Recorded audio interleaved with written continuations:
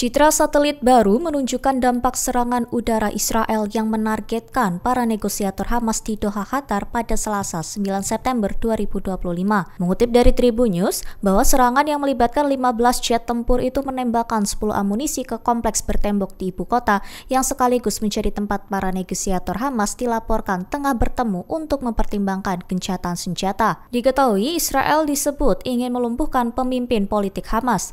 Berdasarkan citra satelit, pasca serangan menunjukkan kerusakan parah pada dua bangunan utama, sementara bangunan sekitar hanya mengalami dampak kecil. Kompleks dengan kolam renang juga terkena imbas ledakan. Sementara itu, Presiden Amerika Serikat Donald Trump mengaku sangat tidak senang dengan langkah Israel.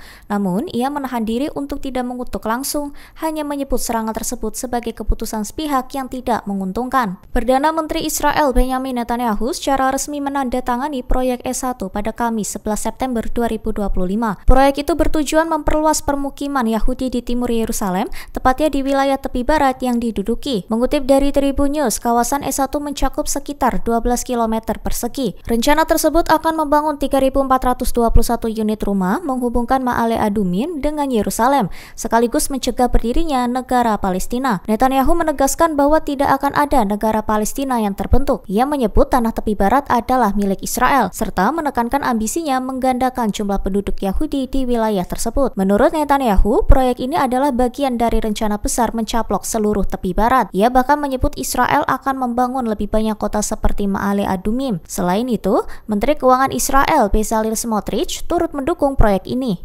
Dewan Keamanan PBB dilaporkan mengutuk serangan udara di Doha, Qatar. Namun, dalam pernyataan resmi yang disepakati seluruh anggota, Israel tidak disebut sebagai pelaku.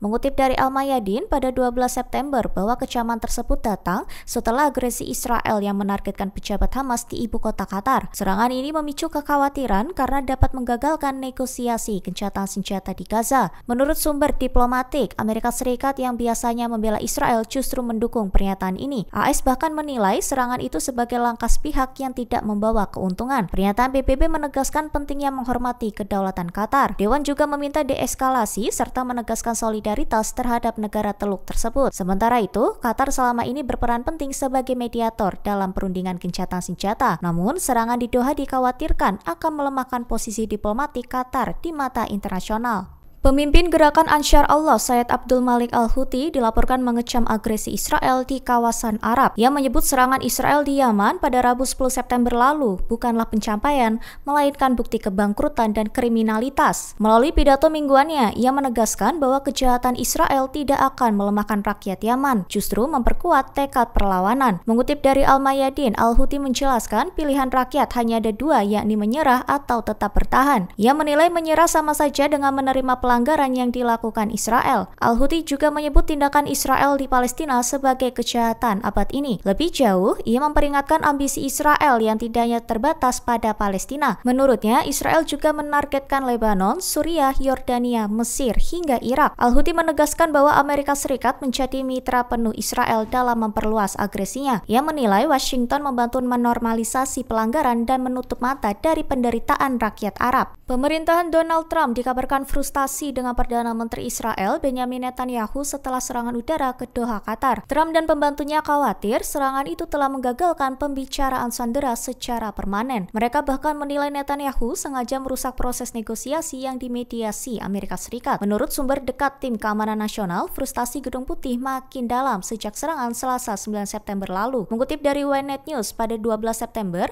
Trump disebut sangat kesal karena setiap kali ada kemajuan, Israel justru melakukan serangan baru. Gedung Putih menilai Israel tidak memberikan konsultasi memadai sebelum operasi militer tersebut. Juru bicara Caroline Leavitt menyebut peringatan yang diterima tidak cukup jelas untuk memperingatkan mitra regional. Trump kemudian menyalahkan Netanyahu secara langsung. Ia menilai serangan sepihak di Qatar yang merupakan sekutu dekat AS tidak menguntungkan baik untuk Israel maupun Amerika. Download Tribun X sekarang, menghadirkan lokal menjadi Indonesia.